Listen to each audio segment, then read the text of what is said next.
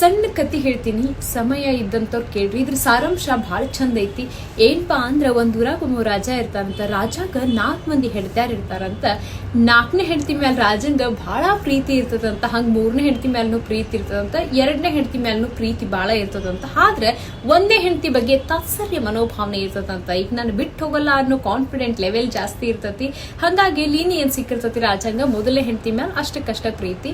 ಹಿಂಗಿರುವಾಗ ಒಂದಿನ ಏನಾಗುತ್ತಂದ್ರ ರಾಜನಿಗ ಮಾರಣಾಂತಿಕ ಕಾಯಿಲೆ ಬಂದ್ಬಿಡ್ತದಂತ.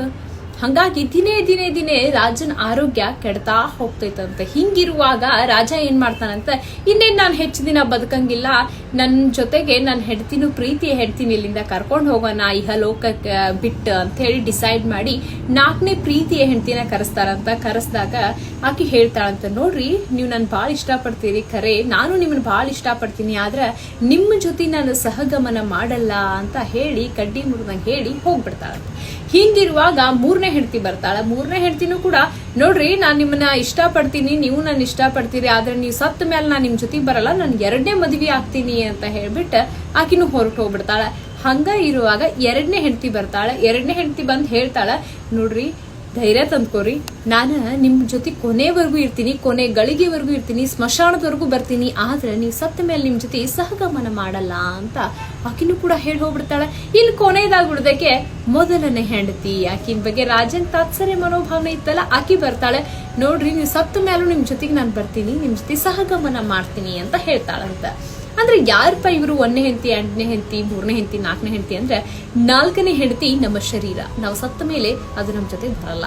ಇನ್ನ 3ನೇ ಹೆಂಡತಿ ಯಾರಪ್ಪ ಅಂದ್ರೆ ನಾವು ಗಳಿಸಿರುವಂತ ಆಸ್ತಿ, ಅಂತಸ್ತು, ಹಣ, ಐಶ್ವರ್ಯ ಎಲ್ಲವೂ ನಾವು ಸತ್ತ ಮೇಲೆ ಅದನ್ನ ಬೇರೆದವ್ರು ಅನುಭವಿಸ್ತಾರೆ. ಇನ್ನ 2ನೇ ಹೆಂಡತಿ ಯಾರು, ನೀವು ಸತ್ತ ಮೇಲೆ ನಿಮ್ ಕೊನೆವರೆಗೂ ಸ್ಮಶಾನದವರೆಗೂ ಬರ್ತೀನಿ ಅಂತ ಹೇಳಿದ್ಲಲ್ಲ, ಆಕೆ ನಮ್ಮ ಬಂಧು ಮಿತ್ರರು, ನಮ್ಮ ತಾಯಿ ತಂದೆ ಸಂಬಂಧಿಗಳು, ನಮ್ಮ ಹೆಂಡತಿ ಎಲ್ಲವರು ಕುಲ ಬಾಂಧವರು ಅಂದ್ಕೊಳ್ರಿ, ನಮ್ಮ ಸ್ಮಶಾನದವರೆಗೂ ಬಂದು ಬೀಳ್ಕೊಡ್ತಾರ, ಆದ್ರೆ ನಮ್ ಜೊತೆಗೆ ಬರಲ್ಲ. ಇನ್ನು 1ನೇ ಹೆಂಡತಿ ನಮ್ಮ ಜೊತೆ ಕೊನೆವರೆಗೂ ಬರ್ತೀನಿ ಅಂದ್ಲಲ್ಲ, ಅವರೇ ಯಾರು ಅಂದ್ರೆ ಅದುವೇ ನಮ್ಮ ಆತ್ಮ.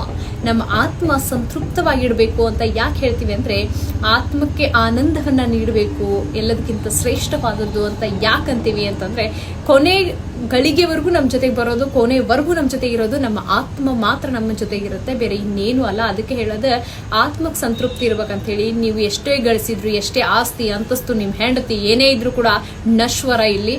ಆದ್ರೆ ನೀವು ಮಾಡಿರುವಂತ ಪಾಪ ಪುಣ್ಯ ಕರ್ಮ ಎಲ್ಲದಕ್ಕಿಂತ ಹೆಚ್ಚಾಗಿ ನಿಮ್ಮ ಆತ್ಮ ಸಂತೃಪ್ತವಾಗಿದ್ರೆ ಅದಕ್ಕಿಂತ ಹೆಚ್ಚಿನ ಆನಂದ ಇನ್ನೊಂದು ಯಾವುದೂ ಇಲ್ಲ. ಆಸ್ತಿ ಅಂತಸ್ತಿನ ಹಿಂದೆ ಬಿದ್ದು ನಿಮ್ಮ ಆತ್ಮದ ಬಗ್ಗೆ ಗೌರವ ಕೊಡದೆ ಇರೋರ ಜೊತೆ ಇರಾಕ್ ಹೋಗ್ಬೇಡ್ರಿ. ಅಂತ ಸಂಬಂಧ ಬಿಟ್ಟು ಆತ್ಮ ಗೌರವ ಎಲ್ಲಿರುತ್ತೆ ಅಲ್ಲಿ ಬದುಕಿ ಆತ್ಮಕ್ಕೆ ಸಂತೋಷ ಇಡಿ ಎನ್ನುವಂಥದ್ದು ಇದ್ರ ಕಥೆಯ ಸಾರಾಂಶ.